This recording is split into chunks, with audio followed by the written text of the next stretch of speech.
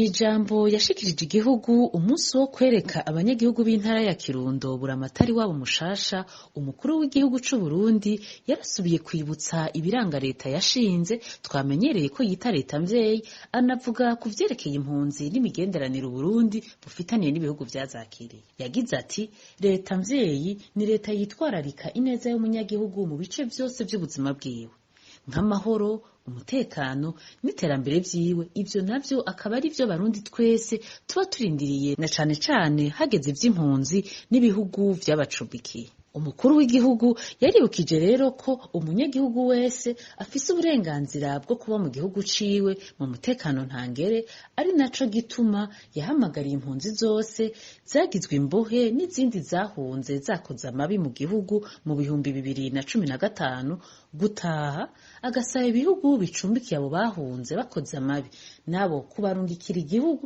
kugira kibahane abakorewe amabi babone gutekana. Iri jambo ry'umukuru w'igihugu ntiryadutashe neza twese.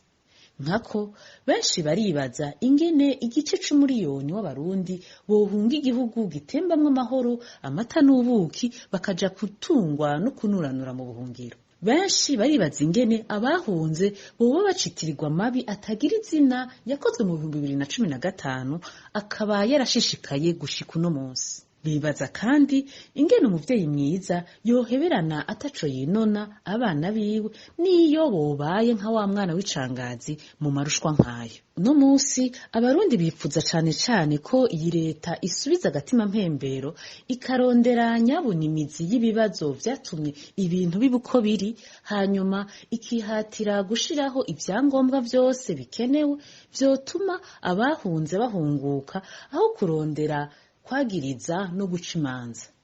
Umukuru w'igihugu yaranifatiye mu gahanga ibihugu vyakiriye impunzi, avyagiriza ko vyafashe nk'ingwate impunzi bikazibuza gutaha, mbere bikaba n'intambamyi z'imigenderanire myiza we yari yipfuza hagati yavyo n'Uburundi. Naho nyene umuhari w'abakenyezi n'abigeme baharanira amahoro n'umutekano mu Burundi uracashigikiye ya mico myiza yacu ituma umuvyeyi mwiza yama arondera umubano mwiza n'ababanyi, ukizera ko mu gutorera inyishu ibere ryoba ryarayaze hoshigwa imbere za nzira zisanzwe zizwi mu migenderanire hagati y'ibihugu ku neza y'ibihugu, ariko na cane cane ko umubanyi ari wo muryango n'umuzimyamuriro.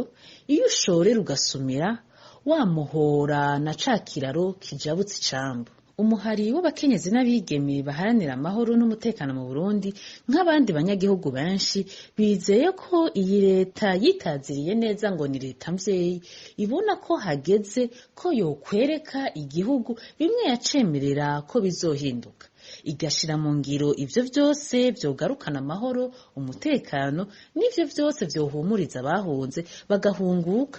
Abandi Barundi benshi baba mu mahanga bagahunguka bagataha kugira bafatanije n'izindi nshuti n'abagenzi b'u Burundi baze gufasha iyo leta nkozi kubaka bwa Burundi twese twipfuza. Aka karakamo k'umuhari w'abakenyezi n'abigeme baharanira amahoro n'umutekano mu Burundi.